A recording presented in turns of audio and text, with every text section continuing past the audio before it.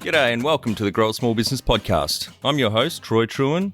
Each week, we speak with an owner who has grown a business with 5 to 30 team members to something bigger. Diving into their numbers and unearthing the pain they've experienced, we explore what they did to overcome each barrier and what they would do differently from day one. Let's get into it. Well, hi, Kay, and welcome to our podcast. Thanks so much for making the time to talk to us from the other side of the world. We're really looking forward to hearing about your expertise. Thank you for having me. I appreciate it. Yeah, no, it's great. And today we're going to be diving into the topic of sales. And I've been doing my research around your expertise in this area. Obviously, the first thing that I've come across is your book, which was the Uncopyable Sales Secrets, Create an Unfair Advantage and Outsell the Competition, which is a fantastic title, by the way. Thank you. That's right. I happen to have one right here. Yeah, no, it's fantastic. I can't say I've read the book in detail, but I have skimmed through it. So I've got a really good sense as to, I guess, what you're talking about there. The other thing I came across you, and tell me if I've got this correct, at one point you were the number one selling auto muffler salesperson. Is that right? That is true. So this was early in my sales career. And actually, I got a degree in marketing. And when I got out of college, I realized I was qualified for sales. So Right. I know that some of your audience is not, sales is not their forte. And really, it wasn't my original intention, but I got into this world and it's been a blast. So one of my first jobs, I was selling automotive mufflers and catalytic converters. Very glamorous sales position. Yeah, I actually wow. even learned to install a muffler as part of that whole experience. So I've got lots of great stories.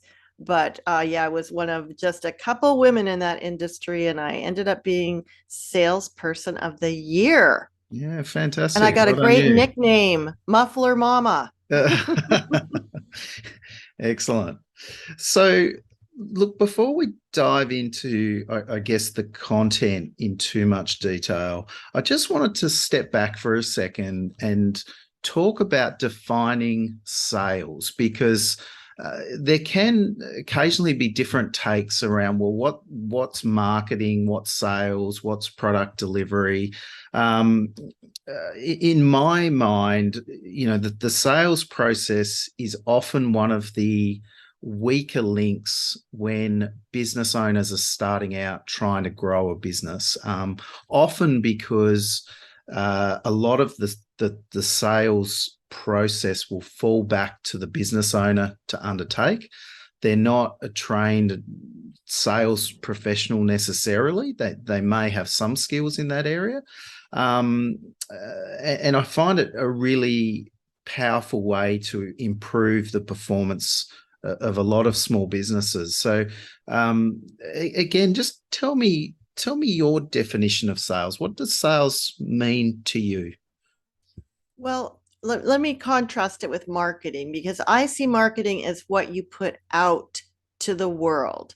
So it can be your promotions, your advertising, you're sending out content, you've got a website, and your goal with marketing is to attract the people who are going to be your very best prospects.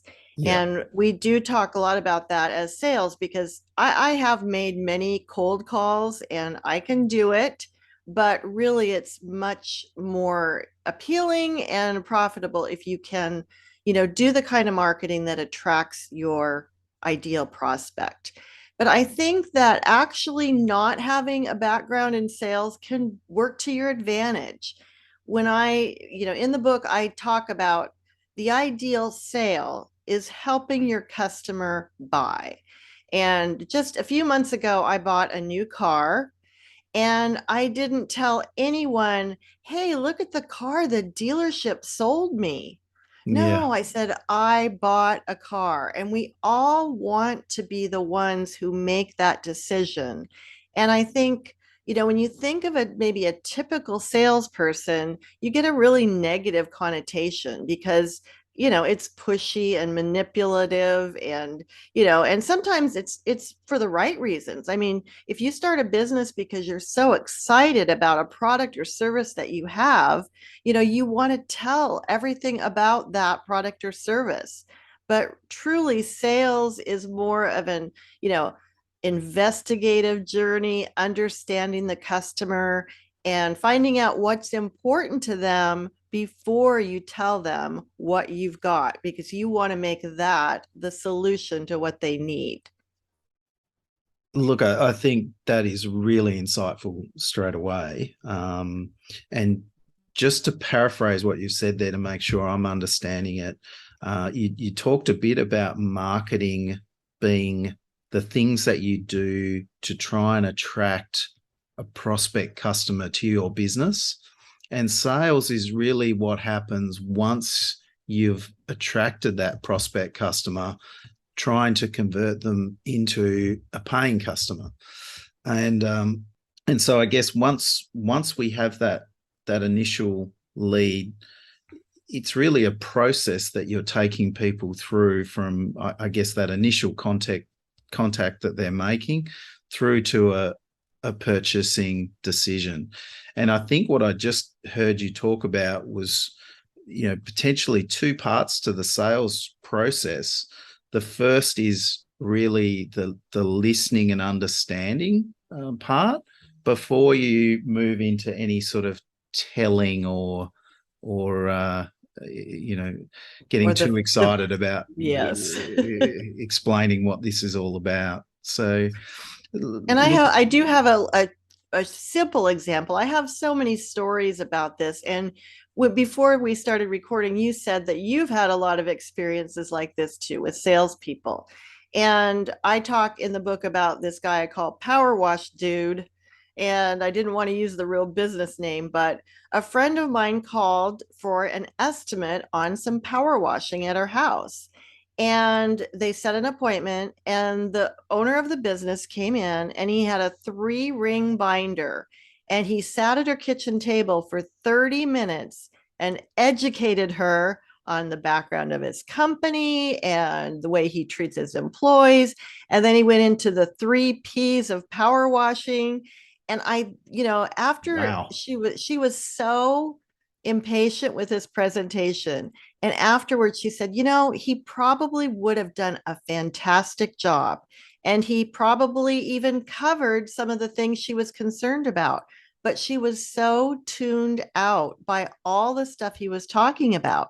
She really only had 3 different concerns, that she didn't want her landscaping damaged, and she didn't want drips running down the house. And she wanted the curb, the front of the house to look great. Those were the 3 things she wanted. But the owner of this business lost the sale because he just talked too much. Yeah, wow. So you can have all the fantastic marketing in the world, but if your sales process is poor, you're going to turn away customers at that point and miss out on a big opportunity to grow your business. That's And people, listening is, I feel like it's a discipline, because really we all like to talk, me included. And podcasts are fun because I get to talk, but true. but when I'm in a sales situation, I really do try to remember, tell me about what you're looking for. Tell me what's important to you. What are the things that matter the most?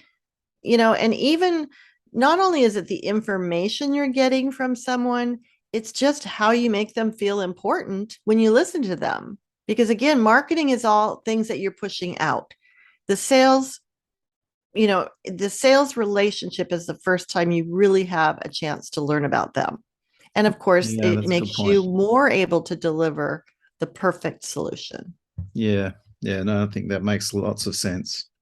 So tell me, Kay, as we sort of jump into the real content here, again, considering a lot of our audience are business owners that aren't sales professionals, What would you expect if you were to be working with them one-on-one might be perhaps the top sort of 3 or 4 things you would encourage them to invest in developing to create a better sales process and a better result from their sales activity? Well, I don't know if people are listening or watching, but if you are watching, you'll see behind me is a big picture of a moose. And that for us represents the ideal customer.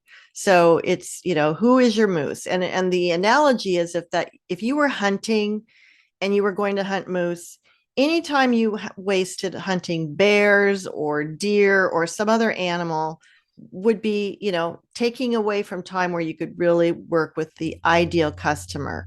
So I would say really think about who is your ideal customer. And of course, as much as you can find out ahead of time, great. You also do need to qualify them and ask questions about, them to make sure that they are a fit. And then it's, listening to what they want. And then which we already really talked about, and then delivering a solution that maybe they haven't even thought of. I have an example in the book about a machine that someone bought a cheaper machine, but it didn't have the safety features. And so a customer had purchased this machine and there was an explosion on the shop floor. Wow. And so that was, that now the salespeople say, are you concerned about safety? So you ask the right questions and then you deliver, the solution that meets that expectation. And customer stories are huge. If you can talk about other customers' experiences and the benefit that they got out of your product or solution, that's always better than you just saying, this is what's so great about it. Having stories. My book is full of stories. That's the best way to remember things. That's one of the reasons that the moose has really, caught on with our clients, because it's, if there's more of a story behind it. So that's what I would say, make sure you're talking to the right customer, asking the questions, and then delivering the solution in a way that is very meaningful to them. Want to become the best manager you can be? Check out our Kick-Ass Manager course at growasmallbusiness.com. Do the course and add your fellow managers for no extra cost. Join the 30%. 70% of people quit their job because of their manager. So focusing on the ideal customer, listening to what they want and delivering a solution to what it is that they want. And you talked about mentioning the benefits that other customers have received. I guess looking at that second point there, listening to what they want, what do you find to be the key barriers that hold people back from doing that effectively? Or are there any tips that help to enhance people's skills in listening?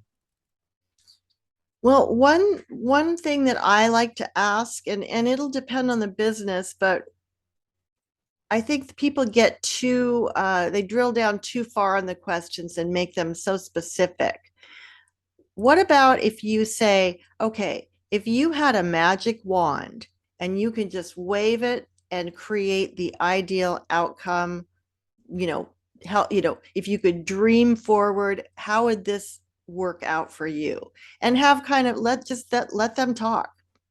One thing that I think salespeople are afraid of, and it really takes some getting used to, is letting silence happen. Just, simply tell me about your situation or what you're looking for, and just give them a moment to think.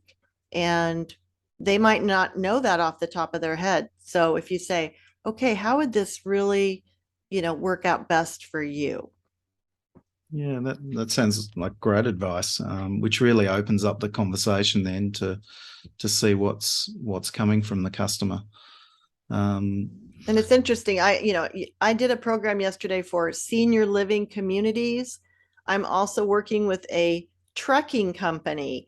And, the products and services can be so different, but, people buy from people. They have problems, they have, scenarios they're working with, and they have outcomes that they want. And so I think letting them describe that is really helpful. Yep, that makes heaps of sense. So on your third point there, delivering solutions to what they want. I'm thinking of an example of, let's say, if you're selling a particular product and you may not have a large ability to customize that product, how do you apply that third point in terms of delivering a solution to what they want? Can that be a challenge in some situations? And do you have to be prepared to say, look, this may not be the right solution for you? Or do you think there are ways you can be creative to help customers solve problems, even if your product or service is fairly specific? That is a good question, and to take that off the cuff. But I'm going to answer it by saying, as a salesperson, and of course, if you're a business owner, or, you might have a position that you're truly not a salesperson, but you really are part of the package that they're buying. And I'm thinking of a client that bought an IT service and ended up paying more for the service because the salesperson said, look, I will offer you white glove service. I will take care of everything for you. There might be other situations where, you have a service network that is the best in the industry, that will take headaches away in the future. Like I said, that safety concern, you do have to, the best way to build credibility really is to say, I won't sell you the wrong product. And if, you don't want to sell the wrong product to the wrong person, it's not going to pay off in the long run anyway. So I would say think about really all the advantages that you have that they might not be thinking about, that when it comes to convenience or service or, longevities, quality, things that they might not be thinking about. And, put your product and service in the best light. And remember, the company is also huge in the decision that they're making, to know that they're doing business. Maybe it is even your values. So there are a lot of things besides the product or service, your commitment to the customer. Sure, there might be times when your product is not the right one. And again, you don't want to beat a dead horse and waste your time or theirs. But think outside the box. We like to say, build your own box and see beyond just the most obvious sales points. Yeah. That's a fantastic answer, and I recognize that was a little bit of a curveball question, but I think you've added a lot of value in what you've just explained there. So thank you. And I just one more thing, because I have a friend who was in sales for a distributor. He went to work for a different distributor, and he took his customers with him. He had a non-compete clause, but once that was over, he took his customers with him because the product or service was good enough. But what he did for those customers, what he does for his customers, was a huge part of the value. Interesting. Yeah, fantastic. So often it's just as much around the person making the promises and following up and looking after those customers as it is about the actual product or service being delivered. Right. And it might even be, I just thought of another one. How much inventory do you need? If you're buying something that's really cheap from China, but the delivery is really, is unreliable, you might have to have a lot of inventory, whereas maybe if you buy it, more locally, you don't have to have that much. So anyway, I've just lots of thoughts will be coming to my head after even after we talk. But yeah, Yeah, and think I bigger. guess Think what you're bigger, I saying think. is thinking about all the dimensions of the purchasing decision and all the things that might be important to that customer. And it may not be the obvious things that your product or service is solving. So again, I guess that comes back to the second point, which is really trying to uncover what the customer wants and listening to it. So that makes sense. And I do like the word too, imagine. Imagine if you didn't have to worry about X, Y, and Z. How would that affect your job and your life, Yeah, great question to ask. So I guess to sort of round things off, one of the questions we always finish with is, what's the number one thing you would recommend a small business owner does on Monday to improve their sales performance? So again, I know it's a bit of a tricky question in that we're limiting it to one thing, but I guess in your experience, particularly working with business owners of small businesses, are there any sort of typical quick wins that you've identified? Well, I think this one thing that works really well for the B2B world, and like I said, I'm trying to think of how that could work for the B2C world, but I recommend companies call one of their really happy customers and say, "Hey, can you tell me in your words why you've chosen to do business with us? Why do you buy from us?" Because you probably think and you probably do know some of the things, but you might not know all of the reasons that they buy. And you might uncover really real sales gold because they might have thought of something that you didn't even think of.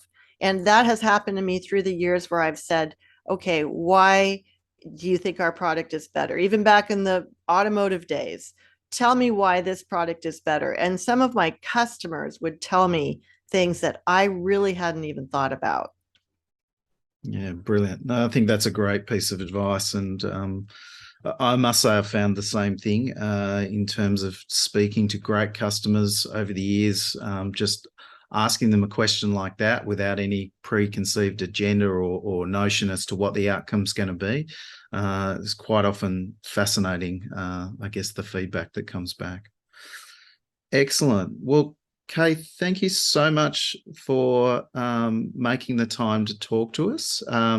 If people would like to find out more about you, what's the best way to, I guess, connect with you or follow the work that you do? Yes, well, you can connect with me on LinkedIn, and my name is Kay Miller, and my LinkedIn profile is Miller Kay. So just backwards, last name, first name.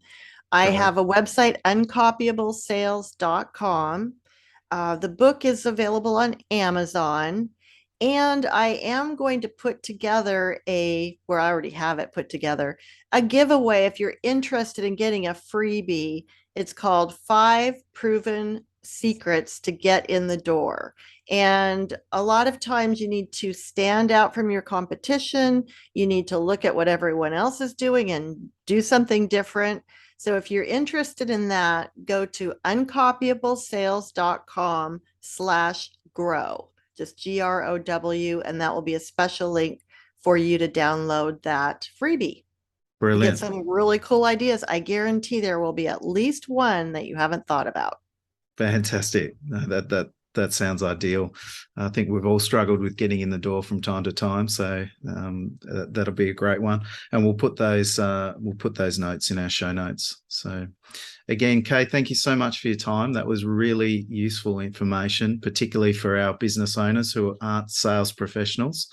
And you know what? I love entrepreneurs. I love business owners. We've had our own business for years, and you know what? It's not easy, but it's totally worth it. So thank you so much for having me on. Excellent. Thanks, Kay. Bye. And for our audience, we'd greatly appreciate a review in iTunes or whatever platform you listen to us on. More reviews means we bubble up higher in iTunes, etc. So more business owners looking for podcasts to help with their growth will find us.